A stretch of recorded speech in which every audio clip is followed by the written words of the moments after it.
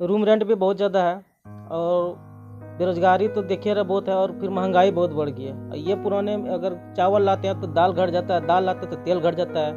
ये समझ ली कि 2014 से लेकर के आज तक इतना परेशान बनी सन। ये बताबो कि मस्जिद आ मंदिर बनवा दिला से अगर रोजगार मिल जाए कर रही तो फिर आज जब ये छात्र जौन पढ़ाई करता ये सब काहे के लिए पढ़ाई करी। आज पूरा जिंदगी अपन बर्बाद कर देता छात्र, अपन जब पूरा उम्र बर्बाद कर देता, लेकिन फिर भी कोई भी आज परेशानी से जूझ रहा बा। सरकार को ये कहना में नहीं जा रहा है कि 2014 के पहले का वैकेंसी है और पूरा हर विभाग में कर्मचारी की कमी है। क्या कैसे कम पूरा हो रहा है? सरकार को इस पर ध्यान देना चाहिए, लेकिन वो तो सिर्फ अपने नेक्स्ट बजट में जोड़ देता है कि मैं इतना वैकेंसी निकाल रहा हूँ, जब तक पिछला वैकेंसी क्लियर भी नहीं कर रहा है। अभी आप रेलवे का ही ले लीजिए, रेलवे की बहाली जो है 2019 में आई थी, आज 2022 चल रहा है। 22 में भी रिजल्ट दिया गया तो गड़बड़ रिजल्ट दिया गया। रिजल्ट में बोला गया था, जिस समय कैलेंडर आया था बहाली का, उस समय बोला गया था कि एक सीट के लिए 20 छात्रों को क्वालिफाई किया जाएगा। और क्वालिफाई किस तरह से किया गया? 6 पद के लिए बहाली निकाला गया और 6 पद में एक ही छात्रों को क्वालिफाई कर दिया गया। मंदिर मस्जिद से अगर देश चल जाता तो सब मंदिर के सामने और मस्जिद के सामने बैठ के नहीं दुआ करता या पूजा करता, देश चल जाए। अगर उसे देश चलता तब तो फिर हर गली कुचे में मंदिर मस्जिद होता, हर कदम कदम पे। बहुत गुस्सा है सर, इतना गुस्सा है कि हमारे घर परिवार में बहुत मिडिल क्लास में से मैं आता हूँ, बहुत गरीब परिवार से आता हूँ। मेरे घर वाले को कैसे पैसा देना होता है वो मैं खुद समझता हूँ। एक स्टूडेंट जो होता है, जो पढ़ने लिखने वाला छात्र होता है, उससे पूछा जाए कि कितना समस्या होती है पैसा लेने के लिए घर से। आज के डेट में इतना हम परेशान हैं कि खुद को अपना जो है 2 जगह ट्यूशन वगैरह कराते हैं और वहीं से मेरा जो है कुछ पैसा आता है तो मैं रहता हूँ। ये आम छात्रों का दर्द है। जब इनकी सुबह होती है तो ये कैसे नाश्ता का इंतज़ाम करते हैं अपने लिए, ये आप देख सकते हैं कि चूड़ा और चने का इंतज़ाम, और फिर पढ़ाई में लगते हैं। और एक छोटा सा कमरा है जहां उनके अपने सारे संसाधन हैं, और ये कोशिश उनकी यही रहती है कि शायद सरकार की कोई ऐसी पॉलिसी आए कि उन्हें रोज़गार मिले। एक छोटे से कमरे में गैस सिलेंडर है, खाने का इंतज़ाम है, किताबें रखी हुई हैं। लेकिन आम तौर से ऐसा कहा जाता है कि हाल के दिनों में रोज़गार की बहुत कमी आई है। क्या उम्मीदें हैं? उम्मीद पे ही दुनिया कायम है। मैं सीबीटी जो अभी एनटीपीसी का रिजल्ट आया तो उसमें मैं क्वालिफाइड हूँ। तो अभी सरकार ने जो नया कानून लाया था ये ग्रुप डी को लेकर भी, और एनटीपीसी में जो छात्र धांधली कर रहा था कि 20 गुना रिजल्ट देने का, लेकिन ये 20 गुना रिजल्ट स्टूडेंट नहीं गिना, ये 20 गुना रोल नंबर गिना है। तो उसमें तो खैर मैं पास हो गया हूँ, तो अब फिर से रिजल्ट कैंसिल कर दिया। अब फिर से जब दे वैसे मैं CBT 2 के लिए तैयारी कर रहा हूँ। कितने दिनों से आप तैयारी कर रहे हैं? कंपटीशन एग्जाम की कितने दिनों से तैयारी चल रही है? मैं करीब 5-6 साल से तैयारी कर रहा हूँ। यहीं पटना में रहकर के, इसी लॉज में रहकर के? जी, इसी लॉज में नहीं, किसी और लॉज में था पहले, फिर अभी इस लॉज में आया हूँ। क्या कठिनाई है आपको? घर से क्या सपोर्ट मिलता है? सर घर से तो अभी सपोर्ट बंद है, खुद मैं ट्यूशन पढ़ा के पढ़ रहा हूँ। और कठिनाई क्या बताऊँ, कठिनाई वो है कि मैं कुछ बयान नहीं कर सकता हूँ, ऐसा कठिनाई है। कहे कि अभी रूम रेंट भी बहुत ज़्यादा है और बेरोजगारी तो देखिए रहा बहुत है और फिर महंगाई बहुत बढ़ गई है। ये पुराने अगर चावल लाते हैं तो दाल घट जाता है, दाल लाते हैं तो तेल घट जाता है।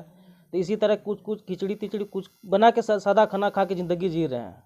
और अगर बात रही लेट लतीफ़ी की, तो मैं बिहार SSC में क्वालिफाइड हूँ।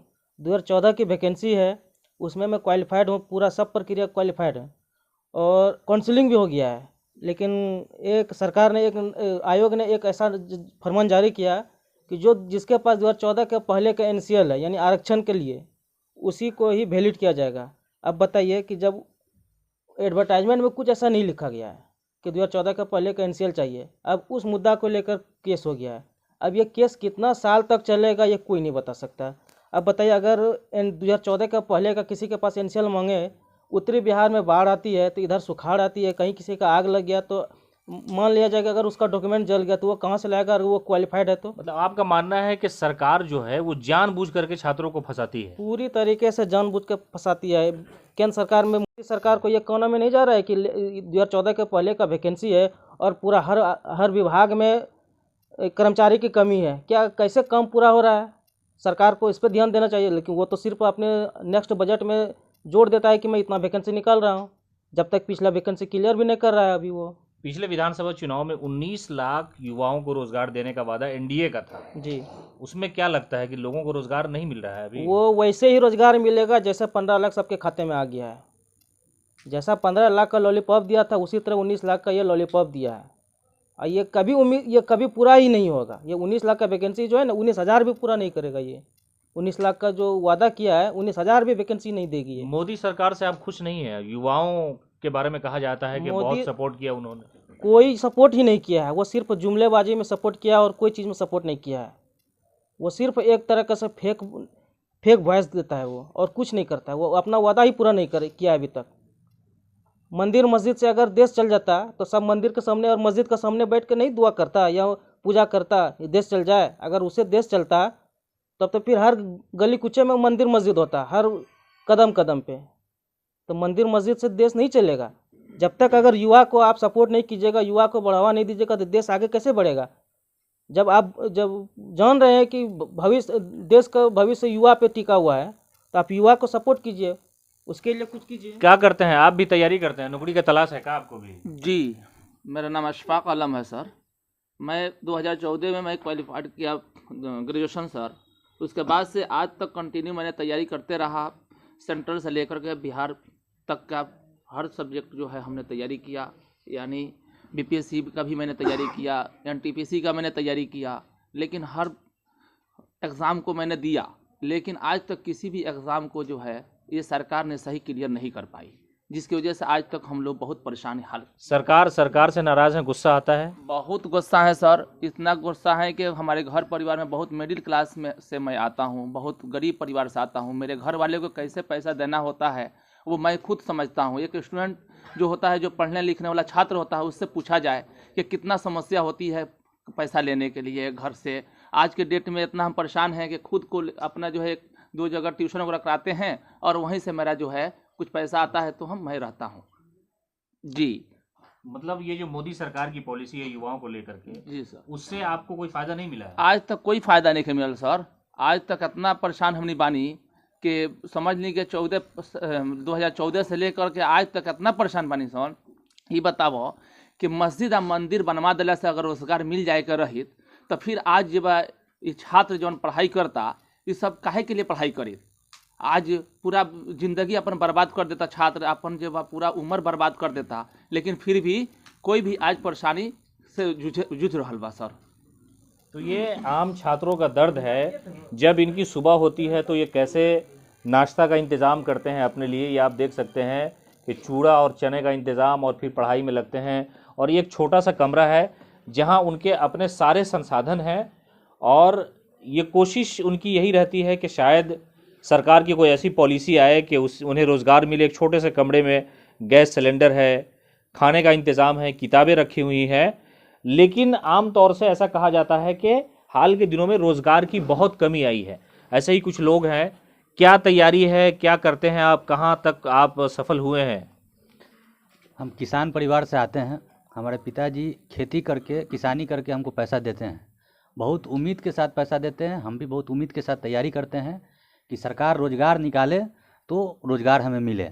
आप रोज़गार पर जब नज़र डालिएगा तो 14 के बाद सरकार रोज़गार बंद कर दिया है।